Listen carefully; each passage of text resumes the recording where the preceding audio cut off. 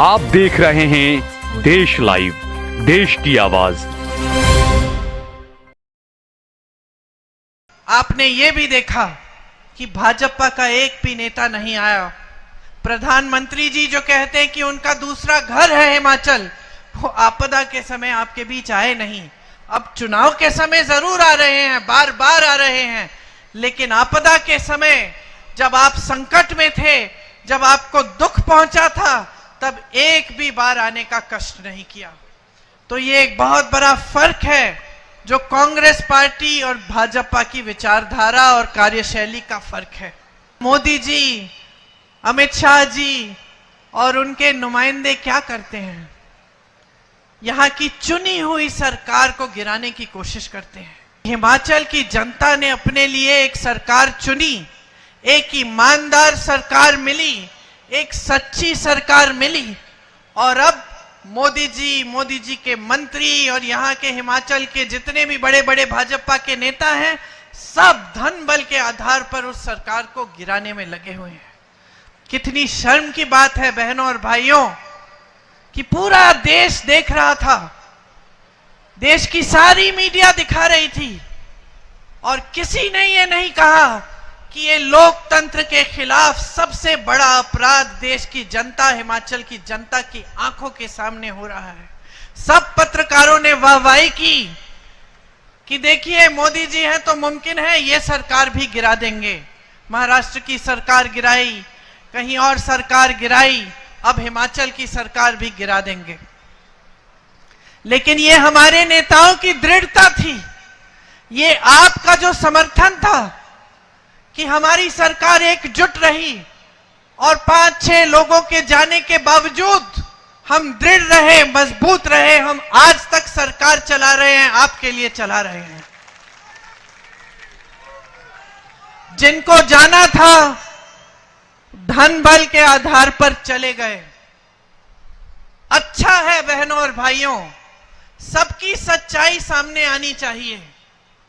आपने कांग्रेस की सच्चाई देख ली जब आपदा आई, आपने भाजपा की सच्चाई भी देख ली कि मदद करने कौन आया और नकारा किसने।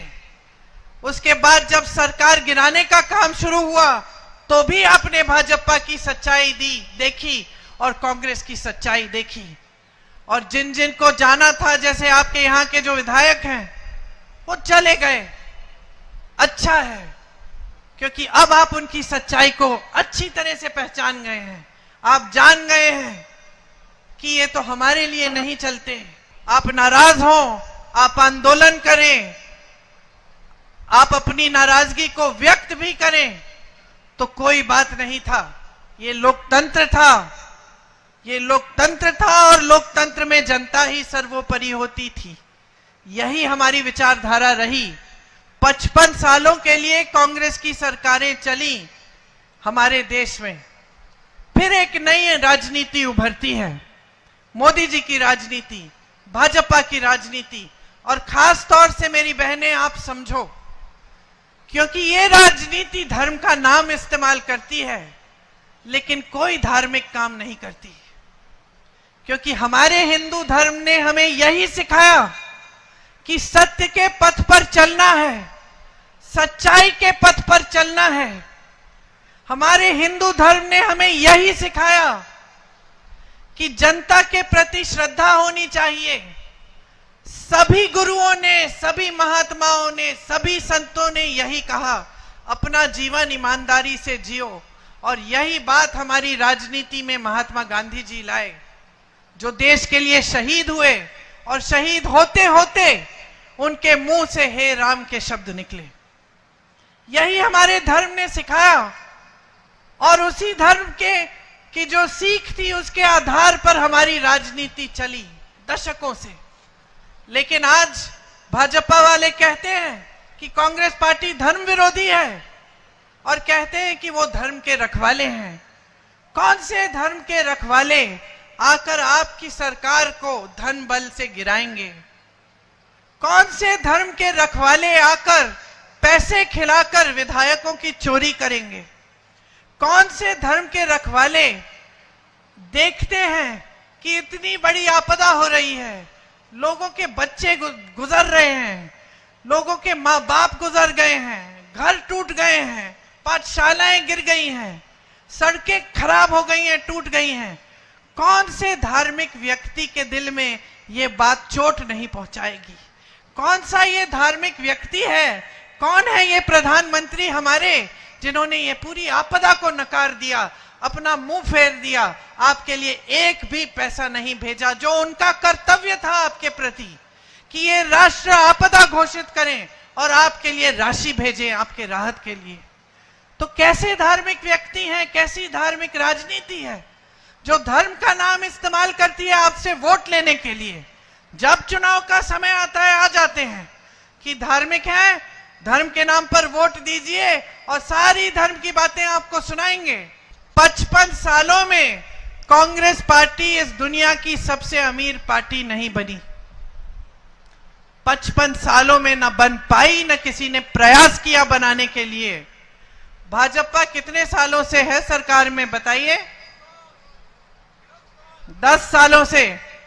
मात्र 10 सालों में भाजपा दुनिया की सबसे अमीर पार्टी बन चुकी है। ये मैं नहीं कह रही हूं, ये इन्हीं के आंकड़े कहते हैं। 60,000 करोड़ रुपए खर्चते हैं ये इन्हीं की अपनी पार्टी पे। 6 उपचुनाव करा रहे हैं, सैकड़ों करोड़ खर्चेंगे, लेकिन आपदा के समय आपके लिए एक पैसा नहीं देंगे। 16 लाख करोड़ रुपए अपने बड़े बड़े खरबपति मित्रों को कर्ज माफ कर देंगे। देश के बंदरगाह, देश के हवाई अड्डे, देश का कोयला, देश की बिजली, देश के सारे कोल्ड स्टोरेज सब अपने बड़े बड़े खरबपति मित्रों को दे देंगे। ये है उनके पास संपत्ति देने के लिए। लेकिन जब देश का किसान रो रहा था, आंदोलन कर रहा था, बैठा था दिल्ली के बाहर, लाखों किसान बैठे, 600 किसान शहीद हुए। जब देश का किसान आत्महत्या करता है क्योंकि 1 लाख रुपए 2 लाख रुपए का कर्ज भर नहीं पा रहा है, तब ये कहते हैं कि हमारे पास इनके कर्ज माफ करने के लिए पैसे नहीं है। ये है इनकी नियत, और इस नियत को समझना बहुत जरूरी है, क्योंकि 10 सालों से इन्होंने गुमराह करके रखा है पूरी देश की जनता को। उन्होंने टीवी के समर्थन के साथ, और जितने भी चैनल हैं जो आज बड़े बड़े खरबपतियों के हैं, वो सब वही दिखाते हैं जो मोदी जी चाहते हैं। और इनके समर्थन के साथ इन्होंने सिर्फ आपको झूठ दिखाए हैं कि कितनी अर्थव्यवस्था आगे बढ़ रही है, देश में मोदी जी ने कितनी तरक्की कर दी और किस तरह से जनता खुशहाल है। लेकिन आपका जीवन क्या है? आपके ये जो सांसद हैं, ये भी दिखते कहाँ हैं आपको? आपको जब जब दिखते हैं तो कहीं सूट बूट में पहने हुए, कहीं दिल्ली के बड़े होटलों में या दिल्ली के बड़े महलों में बड़े बड़े सेठों के साथ आपके बीच आते हैं। और ये क्या, मोदी जी खुद नहीं आते? मोदी जी की जो सांसदीय क्षेत्र है वाराणसी, वहां मैं आती जाती हूं। वहां पूछिए, किसी गांव में नहीं गए, किसी से हालचाल नहीं पूछा। तो ये इनकी जो राजनीति है, जो विचारधारा है, एकदम अलग है। देश की जनता की आवाज है, देश की जनता एक सरकार को चुनती है, और आप 100-100 करोड़ दे देकर विधायकों को चोरी करके उस सरकार को गिराने में लगे हैं। और फिर आप धर्म की बात करते हैं। महंगाई बढ़ती चली जा रही है, आपके मुंह से महंगाई शब्द नहीं निकलता। बेरोजगारी चरम पे है, आप कह रहे हैं कि अर्थव्यवस्था मजबूत हो गई है। मोदी जी आते हैं, आपको बड़ी बड़ी बातें सुनाते हैं। और सच्चाई क्या है? सच्चाई यह है कि आज देश में 70 करोड़ लोग बेरोजगार हैं। सच्चाई यह है कि आज का नौजवान शिक्षित है, कि गरीब से गरीब परिवार आज चाहता है कि पहले मेरे बच्चे की पढ़ाई पूरी होनी चाहिए। वो उसके लिए मेहनत करता है, खून पसीना बहाता है, कर्ज लेता है, कुछ भी करता है। तो तमाम बच्चे आज शिक्षित हैं, किसी की बीटेक, किसी की बीएससी, शिक्षित है, लेकिन किसी के पास रोजगार नहीं है, नौकरी नहीं है। तो आप सोचिए, जो परिस्थितियां मोदी जी ने 10 सालों से इस देश में बनाई हैं, क्या है? लोकतंत्र का नाम और निशान नहीं रहा। जहां सरकारें चुनी जाती हैं वहां गिराई जाती हैं धन बल से। जहां लोग उठते हैं, अपनी आवाज उठाते हैं, प्रदर्शन करते हैं, किसानों की तरह उन्हें दबाया जाता है। नौजवानों की यह परिस्थिति हो गई है कि कोई किसी को रोजगार मिलने की आशा भी नहीं है। अग्निवीर जैसी स्कीम लाते हैं, अग्निवीर जैसी स्कीम जिससे बच्चा सेना में जाएगा, देश की रखवाली करने के लिए 4 साल बाद घर आके फिर से बेरोजगार हो जाएगा। शहीद होगा तो शहीद का दर्जा भी नहीं मिलेगा, माता पिता को शहीद का पेंशन भी नहीं मिलेगा। जहां जहां मुसीबतों को बढ़ाने का काम है वहां आपको भाजपा के नेता मिलते हैं, क्योंकि उनका एक ही मकसद है, सत्ता किसी भी हालत में किसी भी तरह से अपने हाथों में रखना।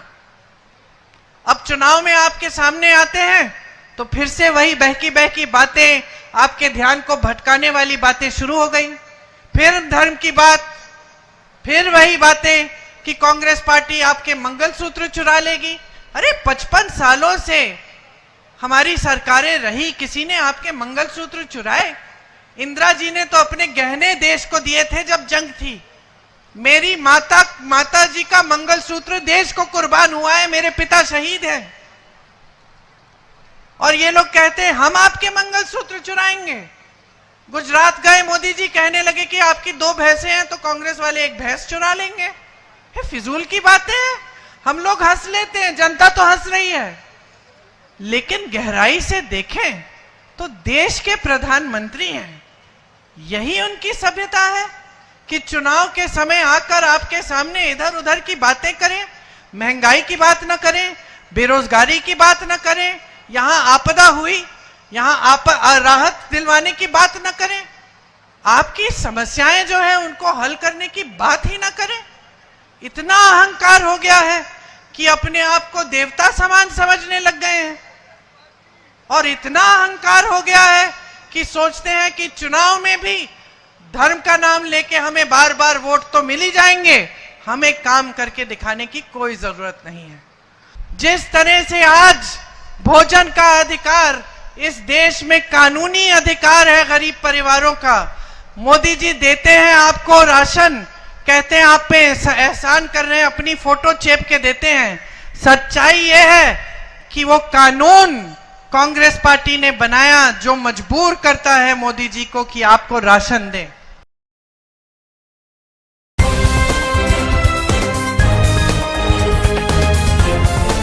देश और दुनिया की तमाम छोटी और बड़ी खबरों के लिए हमारे चैनल को सब्सक्राइब करना न भूलें और बेल का बटन जरूर दबाएं।